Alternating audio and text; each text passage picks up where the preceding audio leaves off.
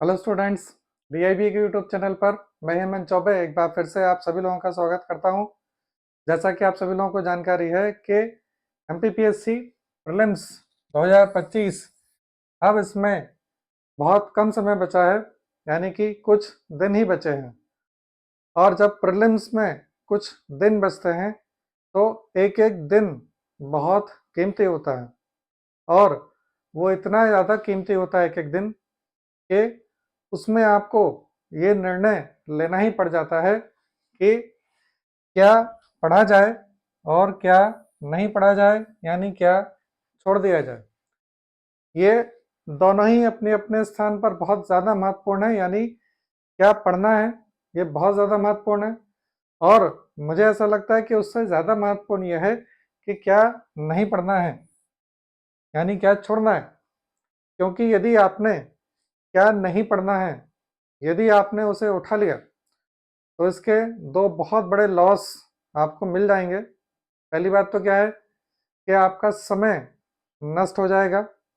दूसरी बात, वो जो आपको क्या नहीं पढ़ना है, यदि आप उसे उठा लेते हैं तो आपका आउटपुट जो निकलेगा, आउटपुट बहुत कम निकलेगा। ये जो सेक्शन है क्या नहीं पढ़ने वाला है, इस समय की बात कर रहा हूँ मैं, क्योंकि बहुत कम समय बचा है। कुछ सेक्शन ऐसे होते हैं जो जबकि समय ज़्यादा होता है, हम उस समय उनको उठा लेते हैं और वो उसी समय के लिए होते हैं। लेकिन अब जब समय बहुत कम बचा है तो उस समय में आवश्यक ये है कि आप ये जान जाएं कि हमें आखिर ऐसा कौन सा सेक्शन उठाना है जो इतने कम समय में हमको ज़्यादा से ज़्यादा आउटपुट दे दे। ज़्यादा से ज़्यादा आउटपुट दे दे का मतलब क्या हो जाएगा कि वहाँ पर उसके आपको ज़्यादा प्रश्न मिल जाएं।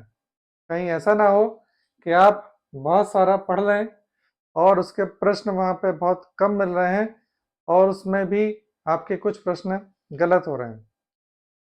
तो चलिए स्टार्ट करते हैं। तो यहाँ पर कुछ सेक्शन मैंने निकाल लिए हैं, ये मैं अपने तरीके से बता रहा हूँ। हालांकि क्या पढ़ना है क्या नहीं पढ़ना है, इसमें सबका अपना अपना क्राइटेरिया होता है। लेकिन फिर भी MPPSC प्रीलिम्स में जो 100 क्वेश्चंस आते हैं, उस 100 क्वेश्चंस के पॉइंट ऑफ व्यू से ये मैं आपको बता दे रहा हूँ कि मेरे हिसाब से आपको कौन सा सेक्शन उठा लेना चाहिए इस समय और क्या छोड़ देना चाहिए।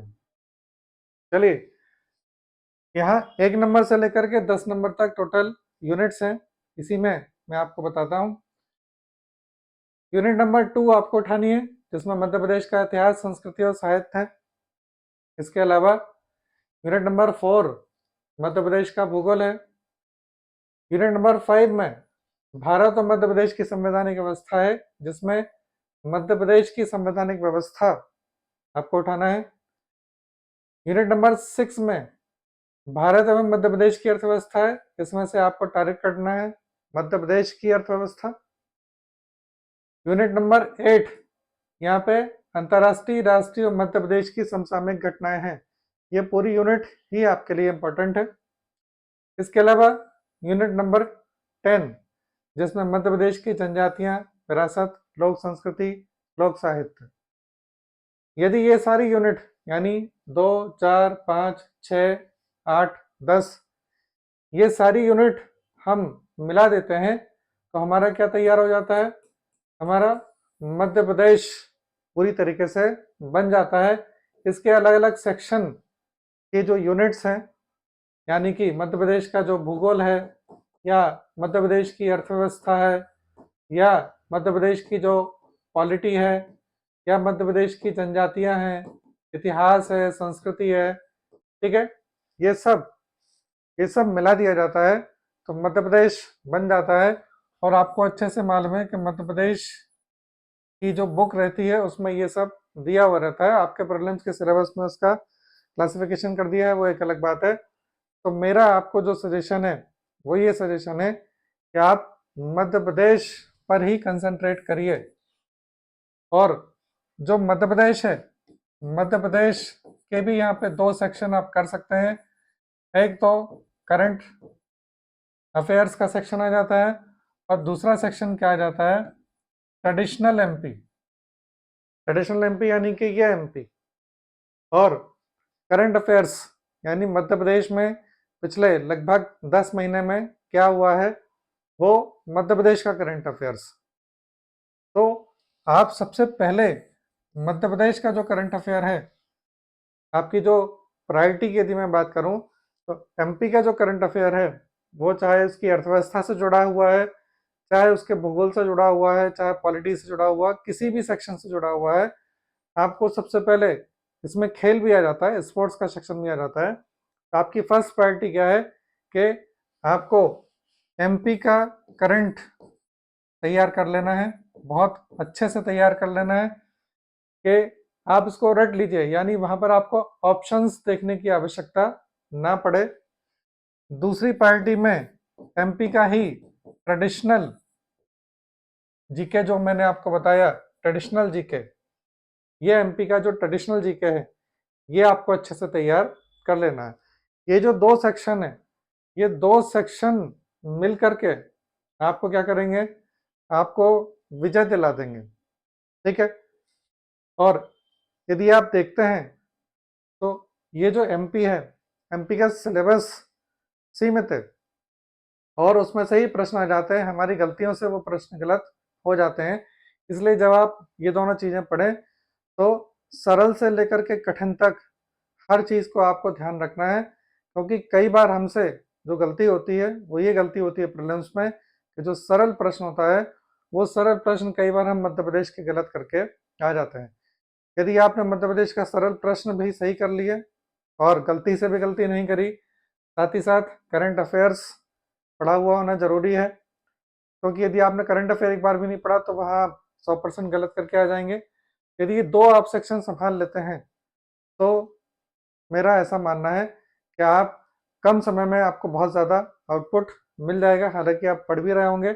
और यदि आप इस समय 10 घंटे की पढ़ाई कर रहे हैं तो मुझे ऐसा लगता है कि 10 में से आपको 6 घंटे, ये जो मैंने सेक्शन बताया है एमपी का, ये सेक्शन आपको 6 घंटे का, 5 से 6 घंटे आप इसको दीजिए। 6 नहीं दे पा रहे हैं तो 5 तो दे ही दीजिए, ठीक है।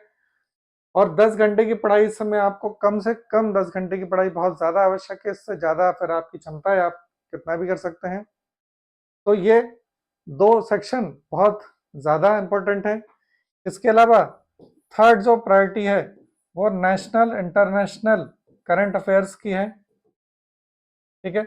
नेशनल इंटरनेशनल करंट अफेयर्स यानी एमपी के करंट अफेयर के साथ साथ आपको राष्ट्रीय अंतर्राष्ट्रीय करंट अफेयर बहुत ज़्यादा ध्यान में रखना है, क्योंकि यदि आपने इसे ठीक से याद नहीं किया तो इसके भी प्रश्न सरल प्रश्न की कैटेगरी में ही आते हैं और वो आपसे गलत हो सकते हैं।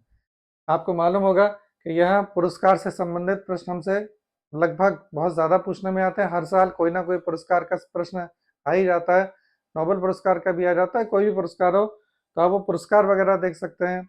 कभी कोई मिलिट्री एक्सरसाइज होती है उससे संबंधित प्रश्न बहुत ज़्यादा पूछने में आते हैं, आप वो देख सकते हैं। अपॉइंटमेंट्स वाले प्रश्न पूछने में आ जाते हैं। तो ये जो तीनों सेक्शन है ये बहुत प्रायोरिटी वाले आपके सेक्शन है और इस समय आपको सबसे ज़्यादा जो ध्यान रखना है वो इन्हीं का ही रखना है।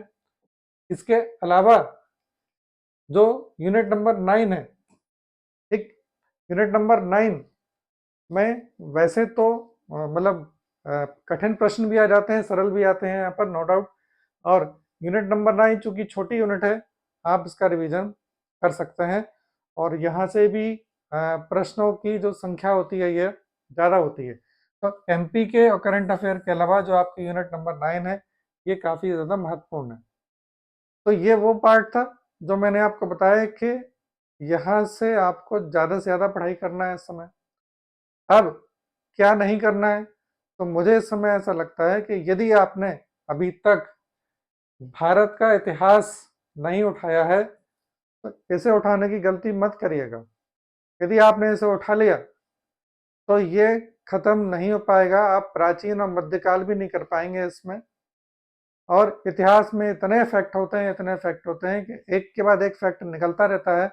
जब परीक्षा हमारे सामने होती है तो हर एक फैक्ट इंपॉर्टेंट लगता है कि कहीं ये ना पूछ ले, ये ना पूछ ले। तो मेरा सजेशन आपको ये है कि आपने यदि हिस्ट्री का रिवीजन पहले कर लिया है तो अच्छी बात है, नहीं किया है तो अब मैं आपको सजेशन नहीं दूंगा कि आप उसे मत उठाइए। साथ ही साथ भारत का भूगोल, ये भी बहुत बड़ा सेक्शन है और मैं सजेस्ट करूंगा कि आपको कि भारत का भूगोल आप ना उठाएं। ठीक, यदि आपके थोड़े बहुत सेक्शन बचे हुए हैं, जैसे कि मैं आपको बता दे रहा हूँ कि भारत के भूगोल में जो ये सेकंड पार्ट है, जलवायु घटनाएं, एल नीनो, ला नीना, ये चूंकि नया जुड़ा है, आप इसको यहाँ से देख सकते हैं।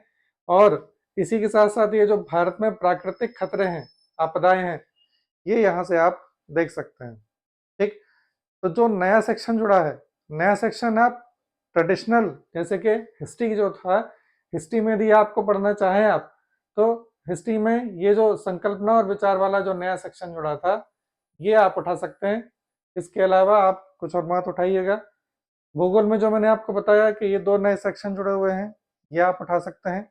ठीक, इसके अलावा भारत और मध्य प्रदेश की अर्थव्यवस्था में, भारतीय अर्थव्यवस्था में तो ज़्यादातर हमारे सामने RBI, reserve bank, banking institutions, financial institutions, इनसे प्रश्न ज़्यादातर पूछते हैं। तो यदि आपने नहीं पढ़ रखा है तो एक अलग बात है, अदरवाइज मैं सजेस्ट नहीं करूंगा।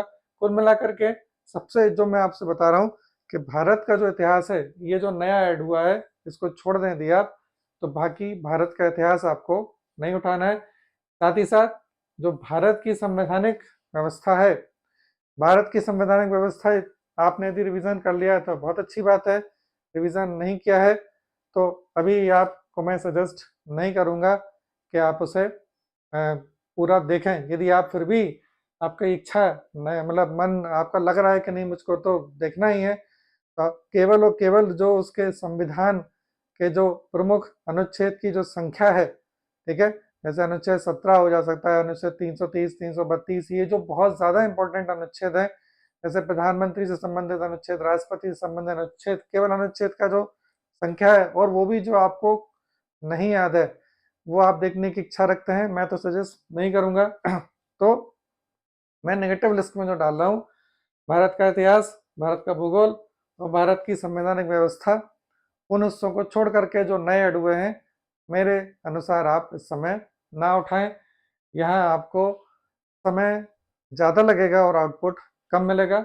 बाकी ये जो मैंने आपको बताया है, मध्य प्रदेश करंट अफेयर और ट्रेडिशनल करंट अफेयर, साथ ही साथ इंफॉर्मेशन टेक्नोलॉजी का सेक्शन बताया है, ये बहुत ही ज़्यादा महत्वपूर्ण सेक्शन है। तो ये जो सेक्शन है, इसके हिसाब से आप तैयारी करें। मध्य प्रदेश आप जितना पढ़ सकते हैं उतना पढ़ लीजिए, यही आपको दूसरे राज्य के जो स्टूडेंट्स हैं उनसे अलग रखता है और आगे बढ़ा देता है। आप यदि अपने पुराने पेपर उठा करके देखेंगे तो यदि आपका 1 या 2 नंबर से सिलेक्शन, 1 या 2 प्रश्न से सिलेक्शन छूट रहा है, तो आप थोड़ा ध्यान रखते हैं उसमें देखना, इसमें 1 या 2 नंबर जो आपके 1 या 2 प्रश्न गलत हुए, उसमें कहीं ना कहीं आपने मध्य प्रदेश का प्रश्न, सरल प्रश्न जरूर गलत किया होगा। और वो यदि आप सही हो जाता है, आपका जो आते हुए भी गलत हो जाता है, यदि आप वो सही कर देते तो आपका प्रीलिम्स में चयन हो जाता। तो आज की वीडियो में इतना ही। तो जो कि कम समय बचा है, बहुत महत्वपूर्ण समय है, इसलिए मध्य प्रदेश पर ध्यान कंसंट्रेट करें और इसी के साथ साथ करंट अफेयर्स पर ही ध्यान कंसंट्रेट करिए। तो तैयारी अच्छे से करिए। Wish you all the best. जल्दी नेक्स्ट वीडियो में मिलते हैं।